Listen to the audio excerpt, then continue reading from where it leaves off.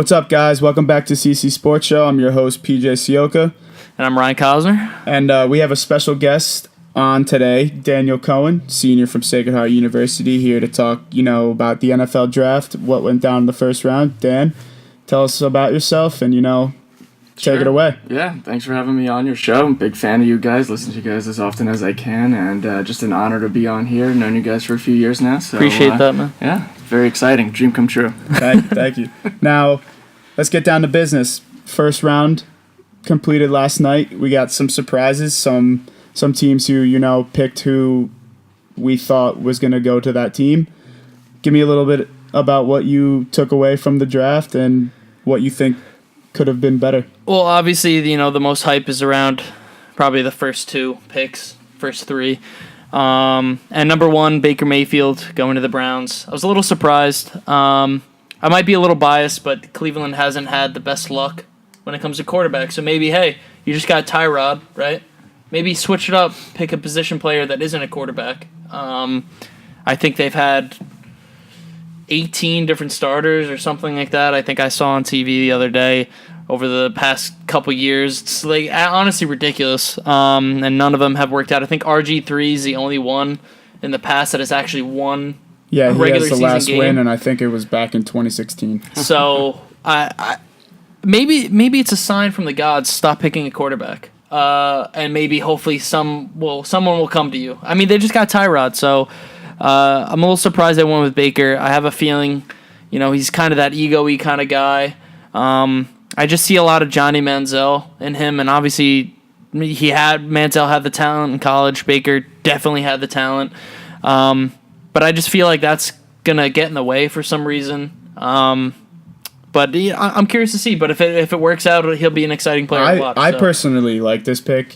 Baker Mayfield, if you've heard his story, he got hurt at Texas Tech, but he was starting there. And when he came back, he kind of got tossed to the side. They brought in a new quarterback. So he ended up transferring, obviously, to Oklahoma, where he walked on and, he turned into Baker Mayfield. Right. And I just think he's a winner. He loves the sport. He goes out there, he plays 100% every time he's on the field.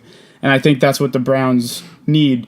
You mentioned he's like Johnny Manziel, but I think in a way he is, where his skill set is kind of like him, but he knows better, with the community, he got into that little stuff back in college with Oklahoma where he got arrested, but I think he really learned from that, and I think he's humble, and he will make an impact for this Browns organization. Yeah, and I would agree with both of you. I think it's a great pick. He's a great quarterback with the story going to Oklahoma and basically saying, I'm going to win this job, and then winning it and being successful. But let me ask you guys real quick. Would the Jets have drafted Baker Mayfield if he was available? Because that was the hot topic last night. Right. And what I think is that if he was still around, I think the Jets would have stolen him, and that team could have really done some damage with all the weapons they've been picking up in the offseason. But, they got a good quarterback in Sam Darnold. Right. So, and like you just said, if he fell that far, which he didn't. So it's kind of hard to discuss what it would have been like if he was still around back when the Jets had their pick. Right, because when I was just grading the Browns draft, I was wondering, well, if they took Barkley first overall and having the fourth pick after that, would they have gotten Baker on the fourth pick? Because otherwise that would have been a home run. That probably would have been one of their best drafts in history. Yeah. But now when you look at their fourth pick, Denzel Ward, which is a bit shocking because they had Bradley Chubb on the board who went to the Broncos right after. Now, if you ask the Browns, they may say, we got a defensive guy last year, very powerful, impactful player. But I don't know. Chubb could have been a really good complementary player.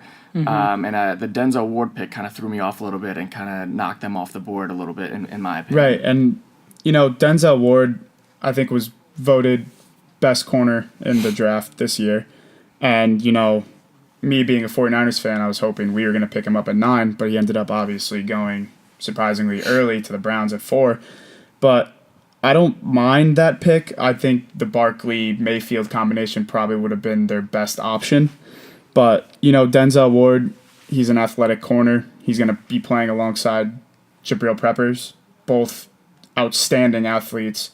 And then not to mention Myles Garrett, who is an animal. So, it's going to be exciting to see how these picks work out for them. But as far as you guys stand, Saquon falling to you guys at 2. Give me something you are excited about or something that, maybe might not be too hot to start the season with Saquon being on the Giants. So I was just going back and forth between, do we get a quarterback? Do we bank on Eli? Do we just completely not even talk about both those or focus on both of those positions and get a lineman, because our lineman has been god-awful for past 3 seasons. So, I'm happy they went with him, though, because he's that... I kind of said he's the next... He reminds me a lot of Zeke, and he also reminds me of like a young AP, where he's that freak of nature kind of athlete. He can catch the ball. He's got blazing speed, too. So he's going to break away from you. He's quick. I mean, he's a disgusting athlete. There's no question about that. And I think for the Giants specifically, it's going to turn out to be a really good piece. In my opinion, I feel like we revamped the offensive line. I think the second pick should 1,000,000% be some kind of offensive lineman. So to complement this first pick of Saquon. I think he's going to give us that potential to be that New York Football Giants running team that they've been known in the past to be. And I think when the run game is going, the passing game is going. That's just how football works. And with this new line, hopefully it gives Eli, a second to breathe, really space out the field. OBJ is going to be back. All the starting wide receivers are going to be back. Getting rid of Flowers, they're talking about that left tackle who he's struggled the past couple seasons. He's led the league in penalties for a couple seasons now. If we replace and put the right pieces in those openings, I think the Giants have potential to have a really great season, go from one of the worst teams to one of the best teams in literally three years. They went from a playoff team to one of the worst teams to now have the potential to be another one of the best teams in the league. And I think Saquon fits in perfectly if they get that play style going, that run and pass offense that the Giants have been known. When they won their Super Bowls, they had both options available. And I think their third pick should be something, some kind of D-end or somewhere defensively, getting rid of JPP to fill the void there. But I think this second pick is exciting, and I can't wait to see what they have to offer. Yeah, I agree with everything you said there, but it also depends on what kind of Giants fan you are. Are you a Giants fan that believes in Eli for the next 2-3 years, right, which I am, and I think you are too? Mm-hmm. And yes, so we agree with this pick 110%. I know there's a lot of Giants fans out there that think Eli is on his deathbed, if you will, and they should have gone a QB, or should have drafted down and chosen some of the Notre Dame offensive linemen. But I think Saquon Barkley, probably raw talent, is the best one on the board that they got. And second round pick, definitely have to go offensive lineman to justify the first round pick. Definitely. Yeah, absolutely. So. Yeah. And I completely agree with both of you. Whereas, with Saquon on the board, you have to draft him with how poorly your running game has been the past couple of years. But that brings up the same question now. Are all the free agent linemen, healthy that you guys picked up? Are they going to stay healthy? Because if you don't have a line, it's going to be tough for Saquon because he's small. Like, he's not one of the bigger running backs to, perform at a high level if he doesn't have blocking. But, with who they got in the offseason and how their draft has gone yesterday, I think they are going to be an exciting team to watch. And, we'll see what happens come the fall. Absolutely. I will say it is refreshing because we've had the Jerry Reese era for the most of our adult life, basically, and he's been a GM. There's two types of GMs. One that drafts for your needs, or like you were saying, drafts the best player available. And it seems like we just drafted the best player available, considering we had a decent running core. We had Gallman last year. They just signed Jonathan Stewart this year, veteran presence. But they went for the raw talent available. And it's kind of refreshing as a Giants fan going from Jerry Reese to now this new era. We'll see how it goes. My fondest memories of the Giants are when, Bradshaw and Jacobs were doing their thing together and tag teaming, and it's just I hope we can get back to that hard-nosed New York style football, and Earth, Wind, and Fire we had. Exactly. We'll see. We'll see. And with the third pick, the Jets, picking Sam Darnold from USC. What do you guys think about that pick? You know, I don't mind the pick. They did need a quarterback. Yeah. I know they were gunning for Baker, but obviously, you know, he went number 1.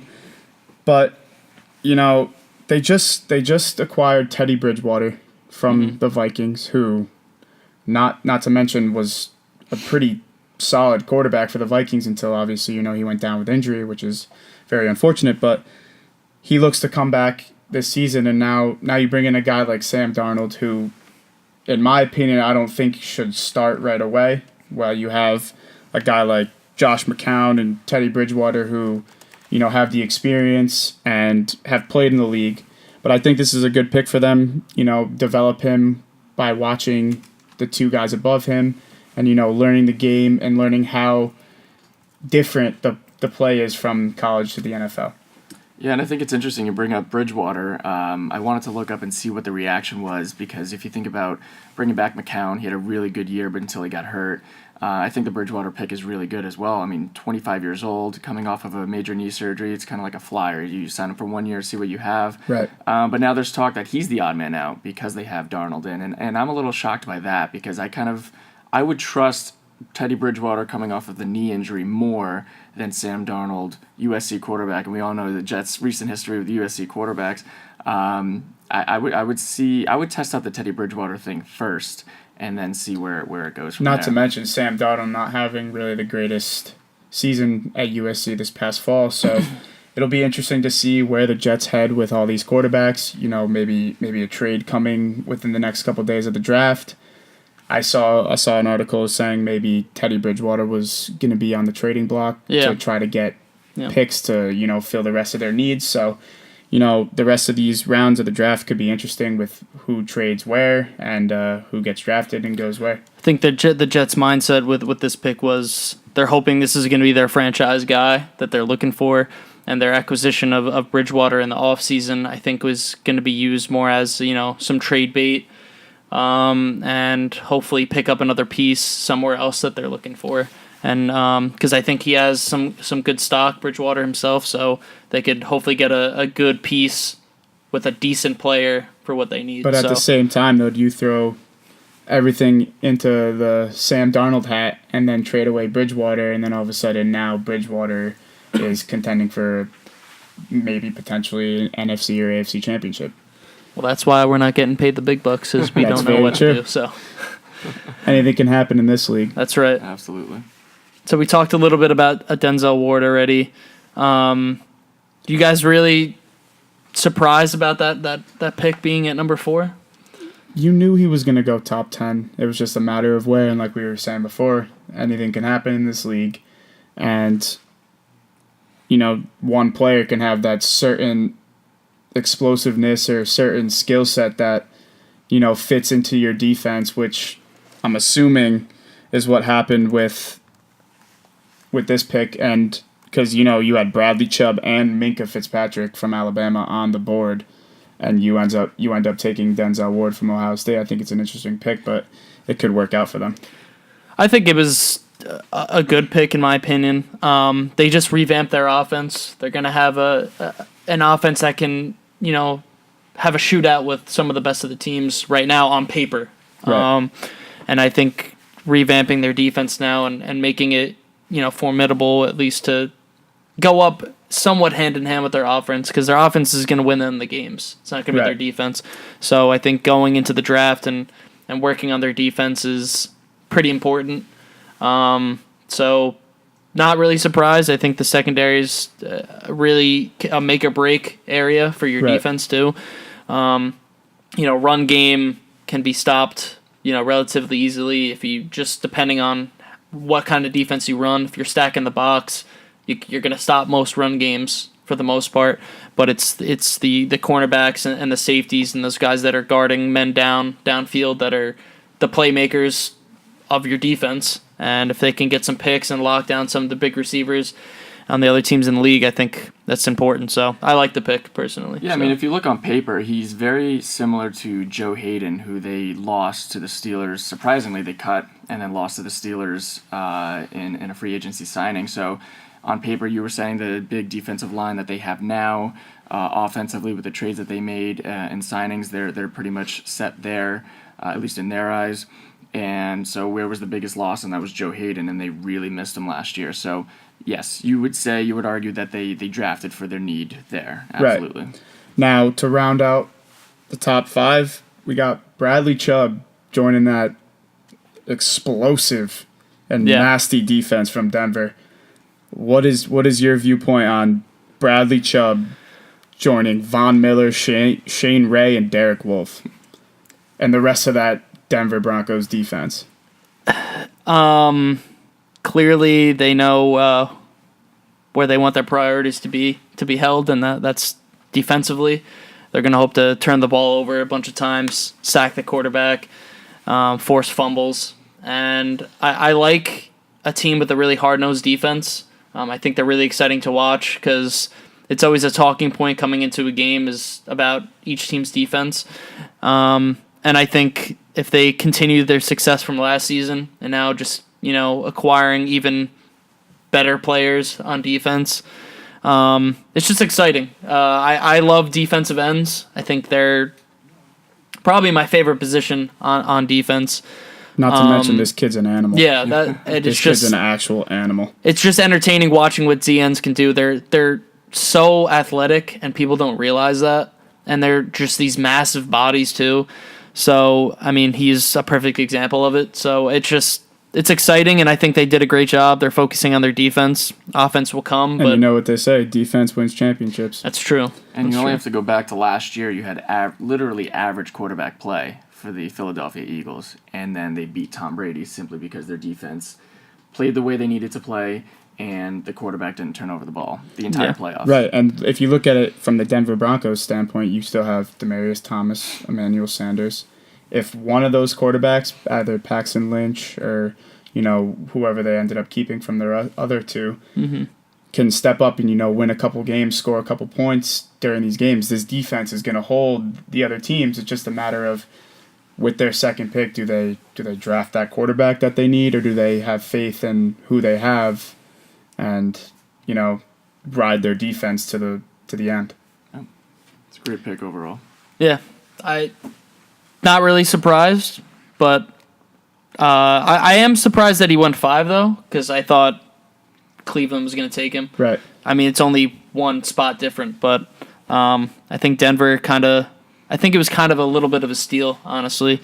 And I just can't wait to see. I think a lot of the analysts were giving him A+ for that selection. And it's just because he's going to be joining Von Miller and company, and that defense could really make some noise. So it could be exciting to see where Denver ends up this season, and maybe another championship run in them.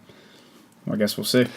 Yeah, and then can't forget about the fact that this is the first year that I think 4 quarterbacks got picked in the first round of the draft. I think that's the first time that's ever happened. Josh Allen taken 7th, going to Buffalo, and then Josh Rosen going to Arizona. I believe both of those had something to do with trade ups as well for both of those. So Rosen went to Arizona from Oakland, and Allen went to Buffalo from Tampa Bay. Right. So I think this QB class was a very big talking point coming into this draft, and then turns out, I guess, all the talk was... And realistically, both of those teams that traded up needed quarterbacks because, Carson Palmer probably not really have much left in him, and he's not going to be that go-to quarterback in Arizona anymore. And then, Tampa Bay's got Winston, so I don't think any of these guys are going to take over his job. So, Buffalo just trading away Tyrod Taylor. They need a quarterback, and Josh Allen, tore it up at Wyoming, so it should be fun to see what he can do in Buffalo and with those crazy-ass friends.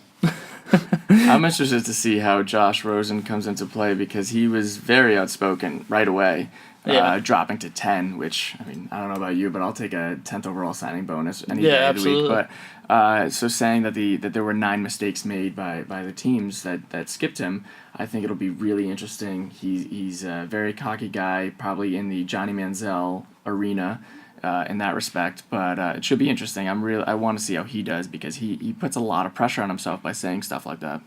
And, he's like that one quarterback who likes to stay in the pocket. Many said he was the most ready for the NFL. But, with these remarks he's been making, he obviously lost a lot of draft stock and was fortunate enough to still go in the top 10. But, it'll be cool to see what he can do and if he can back up his words. And then Peach, as a 49ers fan, I know you're a little unhappy with your pick. Do you want to talk about that ninth pick a little bit?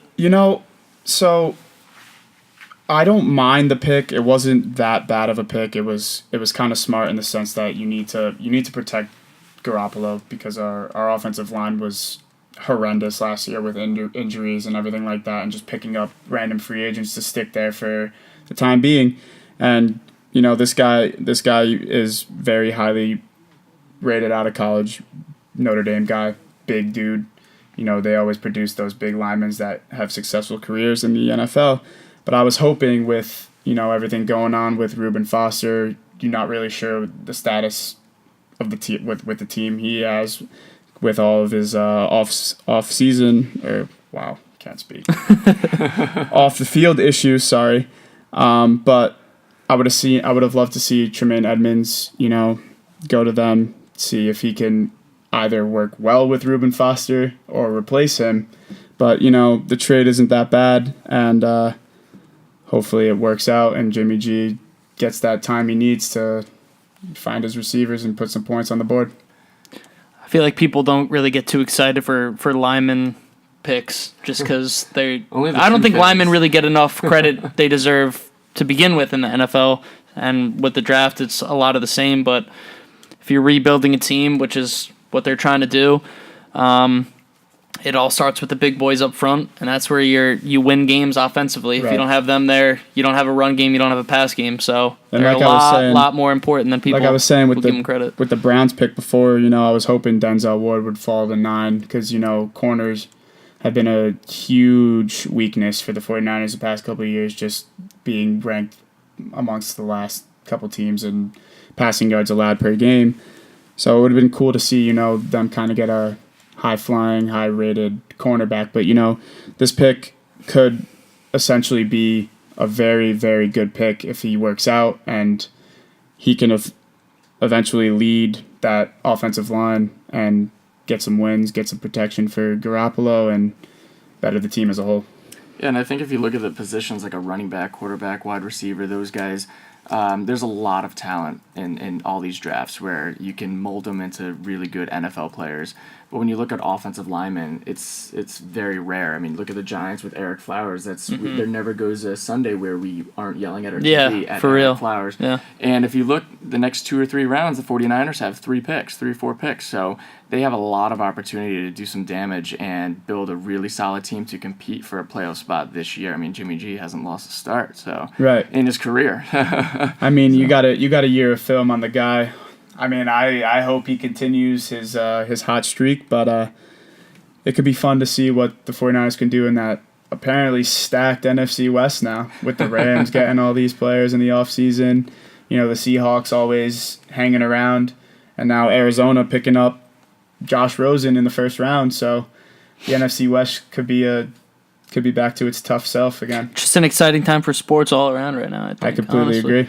But so rounds 2 and 3 are tonight, starting at 7 p.m. Eastern Standard Time, and then Saturday we'll get the rest of rounds 4 through 7 televised. So it should be exciting. I'll tune in to see a couple more of the Giants picks, and then I think people usually don't really watch too much, but it's still an exciting time for everybody. Dan, thank you for coming on. Thank you for having me. You know your stuff, and we appreciate you coming on and talking with us. So thank you. For PJ and myself, this is probably the last episode of CC Sports Show for this semester. Thank you guys for tuning in. We appreciate all the support, and we will see you next time. Thank you.